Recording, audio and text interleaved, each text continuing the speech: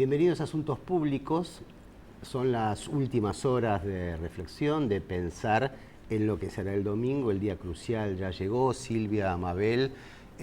Bueno, es un momento muy interesante de la sociedad, por eso esta noche en Asuntos Públicos vamos a hablar de política nacional, de economía y también el marco internacional, cosas que están ocurriendo que pueden cambiar el curso de la historia. Pero empecemos por la coyuntura nacional. El sí, domingo una coyuntura se vota. que se enmarca en un contexto internacional realmente bastante complicado, ¿no? No podemos perder de vista que no somos solo nuestra aldea está en el mundo y está en un mundo complejo, ¿no es cierto? Claro que sí. Pero digamos que para la historia argentina es un momento bastante civilizado, ¿no? Visto en perspectiva histórica, en donde hemos tenido situaciones muchísimo más traumáticas. Esta transición, bueno, además de la lluvia y que se inunda como siempre, digamos, no hay tantos otros cambios, ¿no? Dramáticos. Tal vez sea la transición más interesante desde el punto de vista de la democracia. Recordemos que Alfonsín tuvo que entregar 6 meses antes el poder y se fue en medio de saqueos. El caso de Menem también fue bastante traumático cuando le pasa a la Alianza y bueno, después de la Rúa, además de la Rúa, ¿no? Que se fue en helicóptero, claro, que es 5 presidentes, claro, etcétera. Es un momento de mucho trauma y es la primera vez en la historia de la vida democrática argentina que las elecciones se resuelven en un balotaje. Hasta ahora siempre había sucedido que el candidato más votado ganaba en primera vuelta y ahora es la primera vez que se da un enfrentamiento que obliga a una opción rara, incómoda para muchos de los argentinos, porque es optar blanco y negro por algo que no siempre fue la primera opción de la mayoría de los votantes. Entonces es realmente interesante esta segunda vuelta. Bueno, y hoy vamos a aprovechar que nos visita Alexandre Roig, un sociólogo, especialista en sociología económica, académico y podemos decirte franco-argentino, ¿no? Aunque nos sirven las dos cosas justamente porque tenés una mirada interna y externa también, así que muchas gracias por venir esta noche a Asuntos Públicos. Gracias a ustedes por la primera pregunta, bueno, Alexander, ¿qué te llama la atención en este proceso, en esta transición, en esta guerra de discursos entre Scioli, Macri, Estado, mercado, desde el punto de vista económico, desde el punto de vista político o lo que se habla de la institucionalidad y de las formas, etcétera? ¿Qué es lo que te llamó la atención en estos días? Parece un poco, como decía Mabel, estamos en una situación muy particular en la cual la sociedad se tiene que reposicionar en torno a dos opciones y implica que cada uno tenga que hacer en muchos casos, o sea, balances críticos, reflexiones. Pues es un proceso político muy interesante que implica una gran madurez, me parece, con lo cual el resultado en todo caso de esta semana creo que será positivo en ese sentido. Que vimos un debate, vimos diálogo, vimos discursos, vimos argumentos y es una etapa nueva, evidentemente, en la política argentina, donde se discute con otras herramientas y con otro proceso. Eso por un lado. Por otro lado, me parece que todavía es muy temprano para sacar conclusiones sobre lo que implica eso desde el punto de vista de las transformaciones de la sociedad argentina, ¿no? Necesitaríamos tomar distancia en relación a las elecciones del 22 y las elecciones de la primera vuelta 25, y del claro, 25 y de lo que va a pasar el 22 para realmente saber qué ha pasado en la sociedad argentina desde el punto de vista de sus posicionamientos ideológicos, de lo que realmente era lo que molestaba o no molestaba, cuáles eran las lógicas de adhesiones. Digo esto porque también me parece que estos días son un llamado a cierta prudencia desde el punto de vista de conclusiones demasiado activas sobre las transformaciones de la sociedad. Algo está ocurriendo, todavía no sabemos muy bien en qué forma va a tener. Y me parece que otro punto muy interesante, que ha surgido rápidamente después de la primera vuelta, que la campaña se ha desplazado a un nivel mucho más descentralizado. Hemos visto mucho más grupos, personas, hasta individualidades que empezaron a entrar casi en campaña por sí mismos, de los dos lados. Y eso me parece también que es interesante porque estamos frente a una sociedad que está claramente muy politizada y a su vez donde no vemos que esa politización se transforme en agresividad en ningún lado. El nivel de audiencia el día del debate es histórico.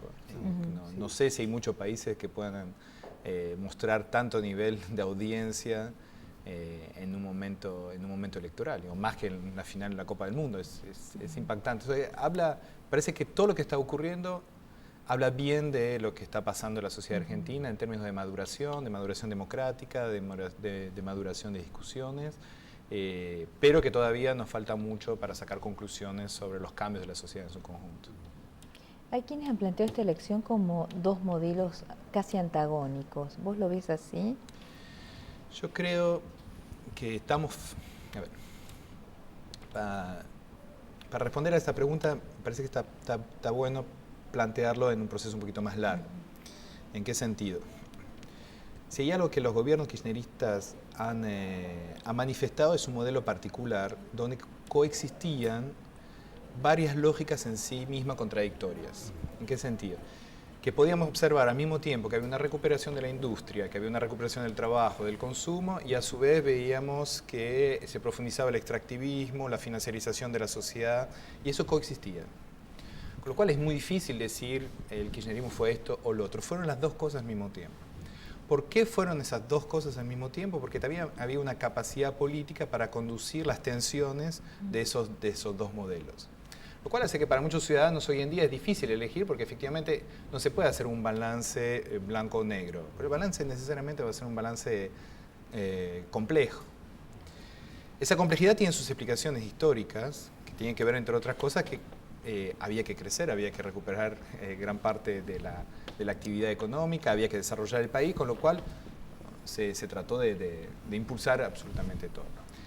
Ahora sí creo que estamos viniendo de un modelo que hacía coexistir un rol activo del Estado, un rol activo de la industria del consumo, un rol activo de la renta, de la finanza o del extractivismo. Ahora vamos a estar frente a gobiernos, sea cual sea el resultado, que van a tener muchísimo menos aura política para gobernar esas tensiones, punto número uno, porque no van a tener el impulso histórico que tuvo el kirchnerismo. Y por otra parte, donde la representación de intereses está mucho más fuerte y mucho más marcada ahora que lo que podía ser antes.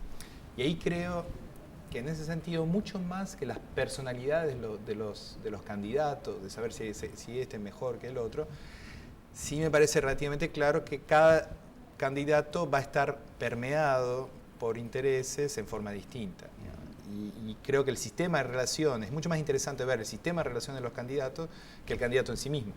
Porque el candidato puede tener voluntad, puede tener un perfil, pero la realidad es que la historia muchas veces sobrepasa a los gobiernos, y en este caso creo que el sistema de relaciones de Scioli está mucho más orientado efectivamente hacia un modelo más que se ha llamado neoindustrial, neodesarrollista, perdón, que tiene que ver con el sostenimiento de niveles de consumo, con la profundización del proceso de industrialización. Mercado interno. ¿Cómo? Mercado interno. El mercado interno, un tipo de inserción en el continente, un tipo de inserción a nivel internacional. Pero creo, y eso es importante, que va más allá de la voluntad misma del candidato, es que tiene que ver con que represente intereses. Y lo mismo pasa en el caso de Macri. Creo que Macri está mucho más vinculado al sector financiero, a un sector rentístico. De hecho, discursivamente ha manifestado, digamos, ser mucho más sensible y receptivo a discursividades que van en el sentido de estabilización de la moneda, en fin, que son justamente discursos que van en el sentido de favorecer los intereses más bien financieros o rentísticos. Ahí es donde creo que aparecen dos modelos, que más que dos modelos son dos sistemas de relaciones e intereses que se pueden expresar a través de los dos candidatos. Y diría más allá de lo que dicen o más allá de lo que hasta ellos mismos puedan pensar que pueden hacer, porque en la política no es solo un problema de voluntad. Ahora, ha habido como un poco un estrechamiento, una convergencia, ¿no? Porque me da la sensación de que el macrismo hoy no propone un modelo neoliberal ortodoxo, súper ortodoxo como conocimos en la Argentina. O sea, el discurso, hay un cambio de discurso. Yo no me imagino a Macri diciendo cosas como decía Menem, ramal que para, ramal que cierra, digamos.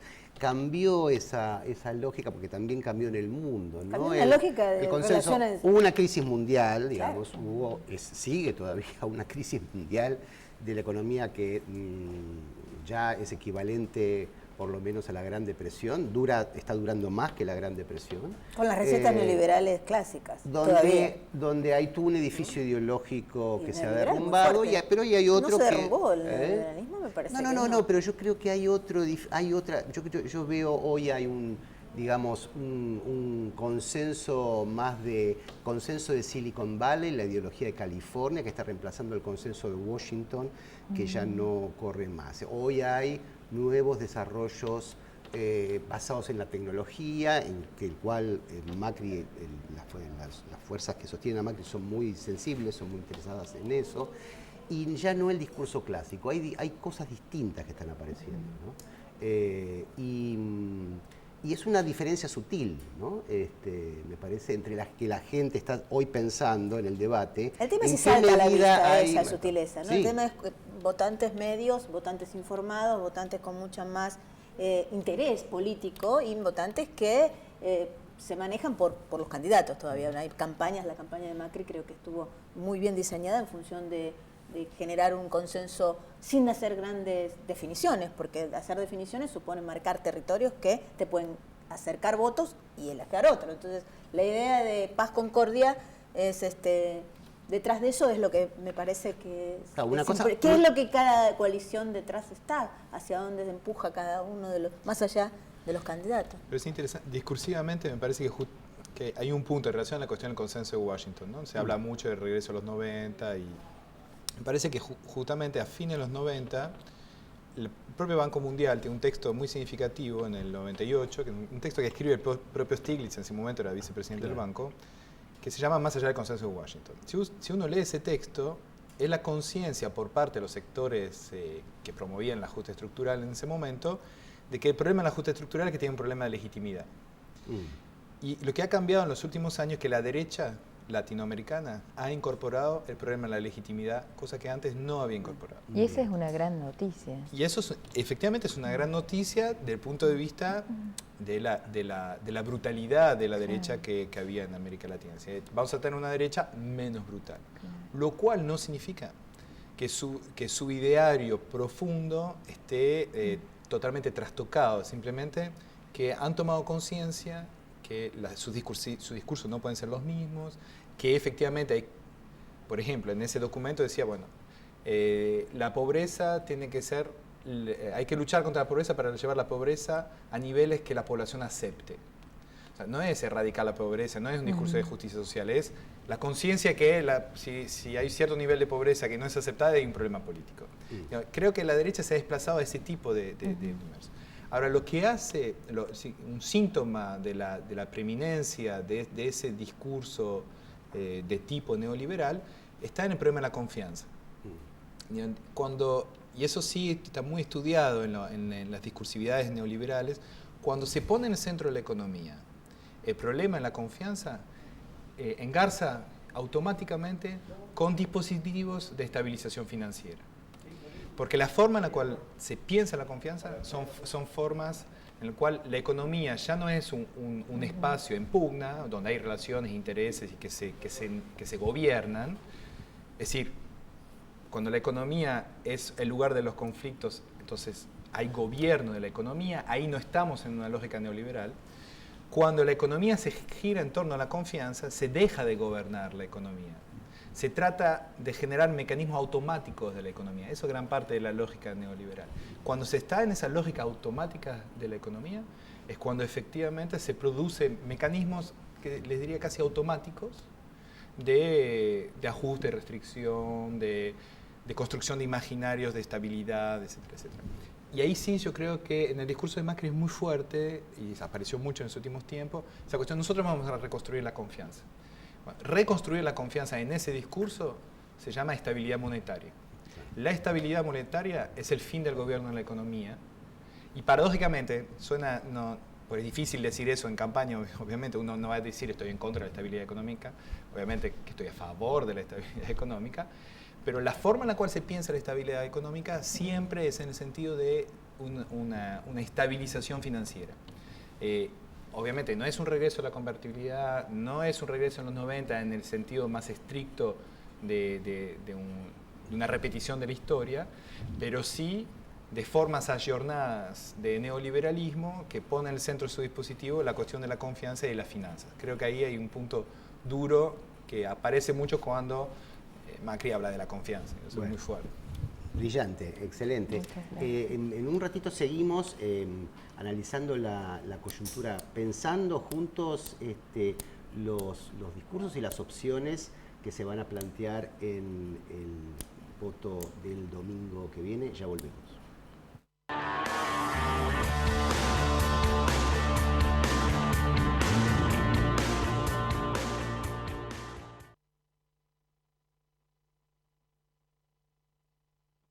El ketchup, la mostaza y la salsa Golf Natura son ricos y sabrosos. Son ideales para ponerle onda a tus comidas. Son bien de familia. Calidad Natura.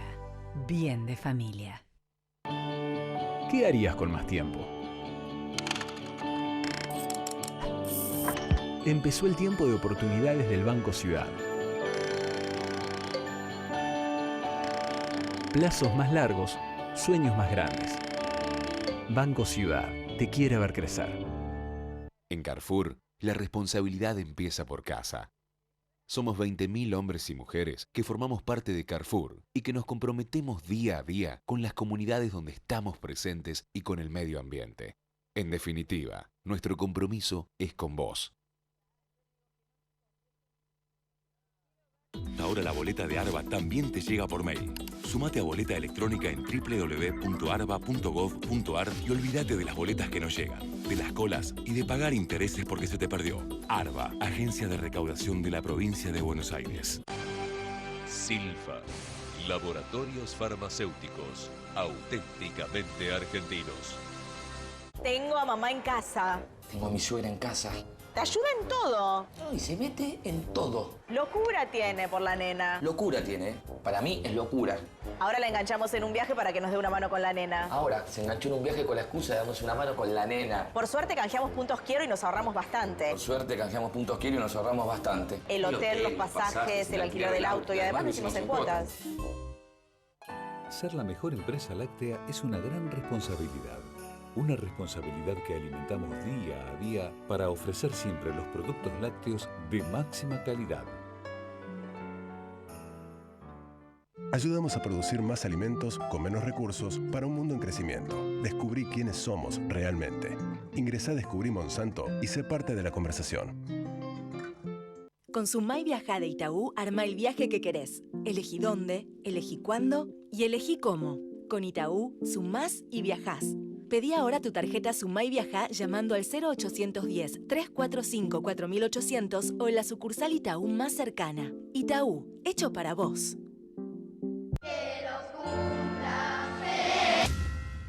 Al cumplir 18 años, miles de jóvenes sin familia pueden quedarse en la calle.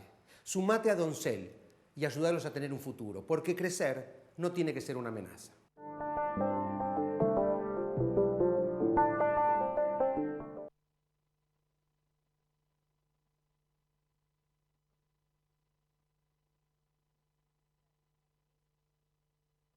Auspicia este programa. LAN. El encanto de volar.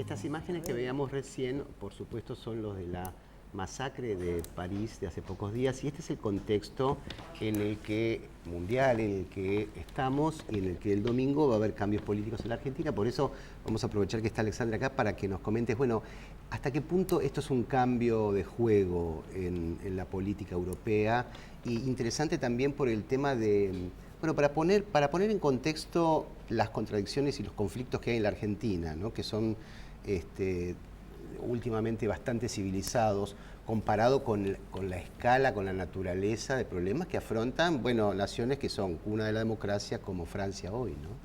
Sí. Es un hecho que efectivamente va a marcar un antes y un después, eso no hay duda. Por varias razones todavía estamos muy cerca del proceso, pero una de las cosas que me parece que vale la pena remarcar, que fueron atentados contra el placer casi, ¿no? Porque contra la terraza de café, contra el concierto, contra una juventud, contra el partido de fútbol. O sea, realmente ya en sí mismo el modus operandi y el objetivo es un objetivo distinto. Hasta ahora eran los medios de transporte. Hubieron atentados en Francia, no son los primeros atentados. El de Charlie Hebdo, ¿no? El de Charlie Hebdo era medio de transporte, en el caso de Charlie Hebdo se podía establecer relaciones de causalidades muy específicas que eran... La caricatura contra el Islam, enojo porque... Relativamente tradicionales. Ahí en ese caso el objetivo es la juventud, un estilo de vida, el placer. O sea, hay algo muy particular en torno a eso que creo que es un primer punto que no es menor, que hay que remarcar. El segundo punto que vemos, hay como una convergencia extraña entre las consecuencias de una política que podemos llamar de tipo imperialista de Francia. O sea, hay una relación de causalidad ahí sí entre formas de intervención del gobierno francés en Siria, pero también en Mali no hace tanto, y toda su historia, que es una historia colonial de la cual creo que no ha terminado de salir, lo cual no disculpa obviamente los actos terroristas, simplemente es una perspectiva comprensiva. Pero a su vez, un hecho fundamental es que la mayoría de los que llevan adelante los atentados son franceses. Y hay un problema ahí de la sociedad francesa en sí misma. Entonces converge una dinámica, si quiere, imperialista con una crisis societal francesa profunda y una crisis del modelo de integración francés, lo que los franceses llaman el modelo de integración. O sea, ahí yo creo que hay algo para revisar que implica repensar la sociedad francesa en su conjunto. ¿Esto favorece al Frente Nacional, la derecha o no? Una de las caricaturas que circulaba en los últimos tiempos era un yihadista abrazado con un neonazi, intercambiando palabras dulces, diciendo que claramente se beneficiaban los dos de ese proceso. Es muy probable que después de los atentados la polarización va a ser cada vez más grande. La respuesta del gobierno ha sido una respuesta bélica, lo cual para mí es sumamente problemático, porque vuelve a alimentar gran parte de las causas de los atentados.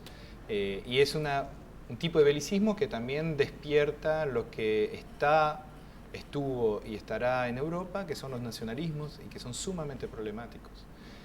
Con lo cual, el escenario que vemos es un escenario relativamente ya triste de un punto de vista tanto del pensamiento como de la acción, porque no se ve que haya mucha solución. Sabemos que los bombardeos no solucionan nada, que es muy probable que lleve a intervenciones en el territorio mismo de Siria. Sabemos que ese tipo de guerras son larguísimas. Yo estaba en Medellín en el momento en cual ocurrieron los atentados. En Colombia se están firmando acuerdos de paz, llevan más de 50 años de conflicto. ¿Por qué una de las razones por las cuales se firman los acuerdos de paz? Porque hay una especie de empate estratégico entre un gobierno que no puede terminar con una guerrilla que no puede terminar de derrocar un gobierno.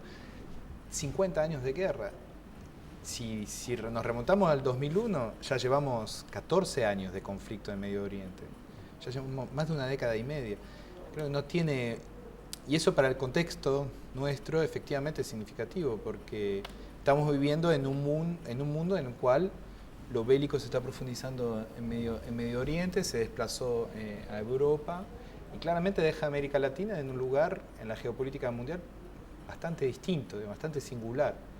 Y el proceso de paz en Colombia, tanto como los procesos democráticos que vemos en América Latina, son un buen signo, y les diría que este es uno de los continentes más amables que pueda haber en este momento para vivir.